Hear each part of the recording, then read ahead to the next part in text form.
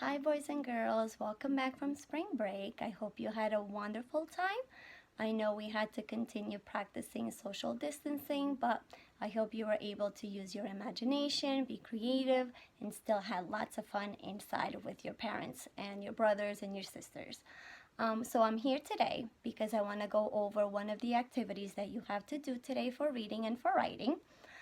This activity is tied to a video that you probably already watched, and then you have a little Venn diagram to complete. Now when you hear the word Venn diagram, some of you probably something already clicks because you probably did some of this work in kindergarten. Maybe this is brand new for some of you, so I just want to go over the parts of a Venn diagram and what we can use a Venn diagram for, okay? So I'm going to show you. You might not see me for a little bit, but I really want you to take a look at what a Venn diagram looks like. So it's just two circles that kind of overlap, and you are left with three different sections, okay? So a Venn diagram is used to compare two things, okay? Anything you want, but for this particular activity, we're going to be comparing two animals, okay? We're going to be comparing frogs and toads, okay? And we kind of already have a little bit of knowledge about frogs in our schema, and we will be learning a little bit more about toads throughout the video that you probably already watched today, okay? So this is how a Venn diagram works. So like I told you before, it has three sections. So on this side, if you look on top, I already labeled my Venn diagram. So here it says frog. So anything that I write on this side of my Venn diagram has to be information that is only true about a frog, okay? So it has to be a fact that I know it's only about frogs, okay? On this side here, if you see on top it says toad, I can only write down information that I know is true about a toad. And then in the middle, as you can see, both circles kind of come together and they overlap here in the middle. And if you see how I labeled it on top, it says both. So in the middle, this is where I'm going to write facts that I know are true about both of these animals, okay? So as I watched the video, I kind of took some notes myself, and I'm going to try to at least do one example for each, or maybe I can do two, okay? So based on some of the information that I already know and on the video, okay?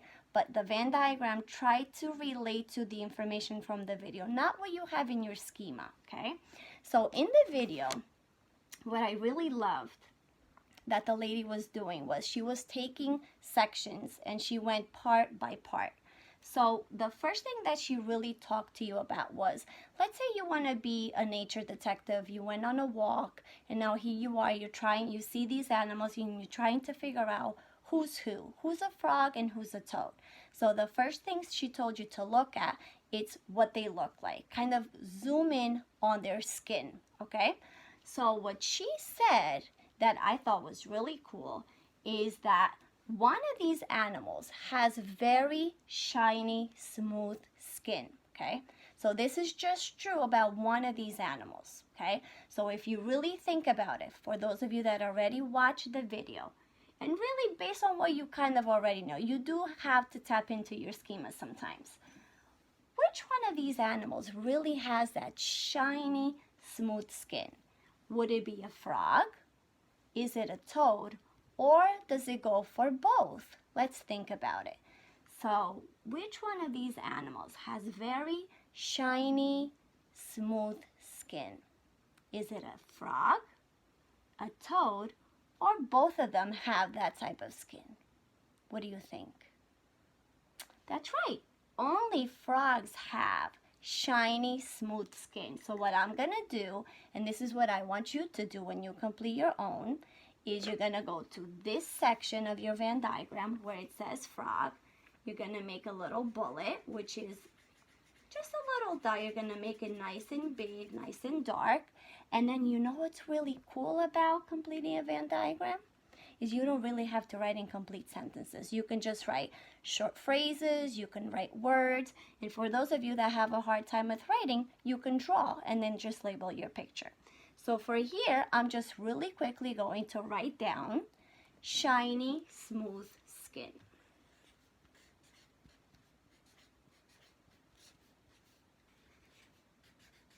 And I hope you can see that. Can you see that? So shiny, smooth skin. Now, the reason I wrote it here, it's because I know this is only true about a frog. Now, what I liked that she did was, she stayed on that same topic when she spoke about both. So, if frogs have shiny, smooth skin, what type of skin did she tell you that toads have? That I can come over here on this section of my Venn diagram and I can jot down that fact for a toad. So who can remember? Who remembers what she said about their skin? That's right. They have that dry, bumpy skin. So dry, bumpy skin. So one has shiny, smooth skin. The other one has dry, bumpy skin. Now, if I really think about it, I can actually write something in the middle for both of them in terms of what I just jotted down. I can say that they both have skin.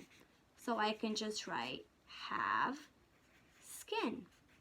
The only thing is they have different types of skin. So far, so good? Are you with me? Okay, so let's do one more, okay? Let's try to add one more fact for each section of the Venn diagram.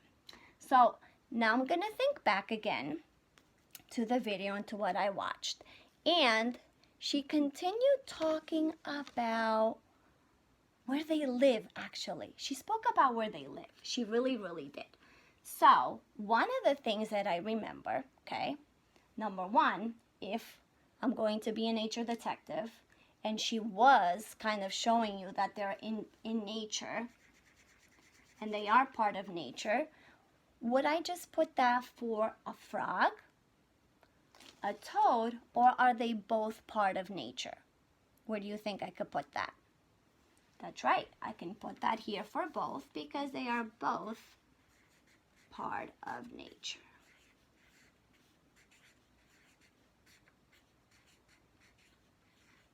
Now, even though they are both part of nature, guess what? They don't like to spend time in the same places, okay?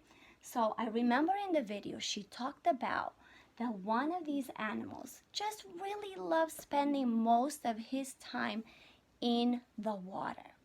So let's think about it. One of them I know has very smooth, shiny skin. The other one has dry, bumpy skin.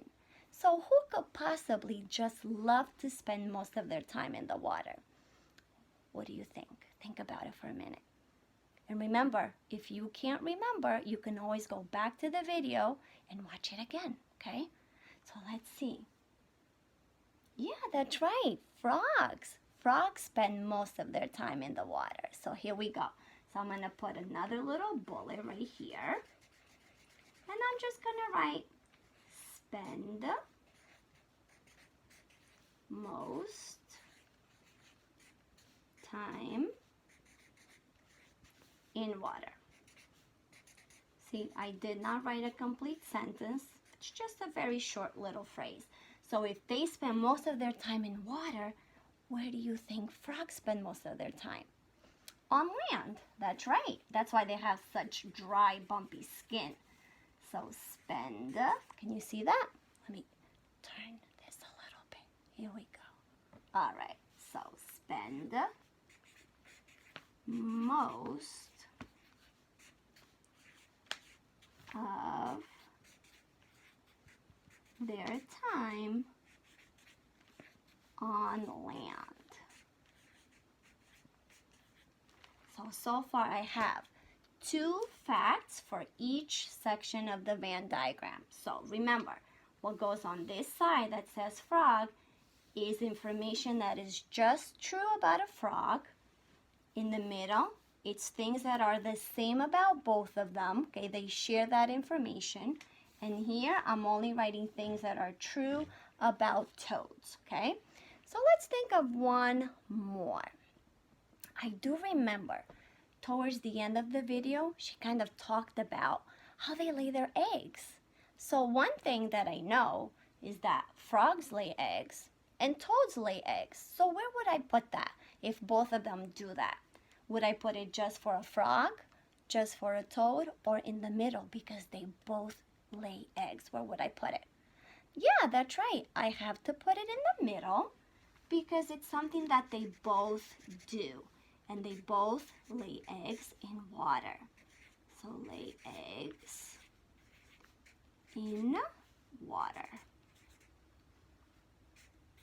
But you know what? They don't lay eggs the same way. They really don't. So I remember in the video that frogs lay eggs in a big pile. I call it a big clump of jelly. It looks like a big ball.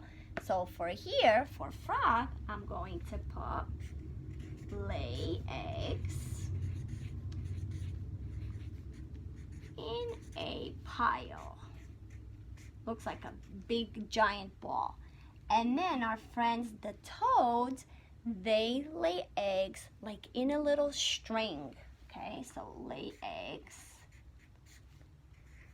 Looks like a string. Lay eggs in a string. They don't really have a string, it just looks like it because they lay them like in a little row, okay? So look at that. Look at the Venn diagram. Let me bring it a little closer.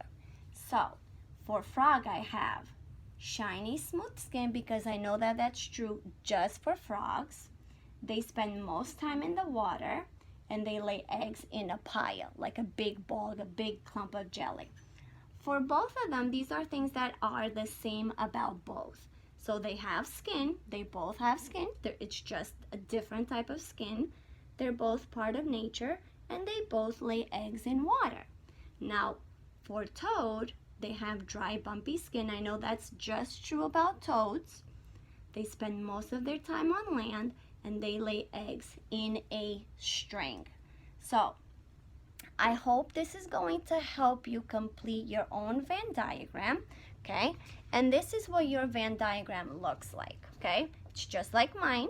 Has a little picture of a frog, a little picture of a toad. It's the same idea.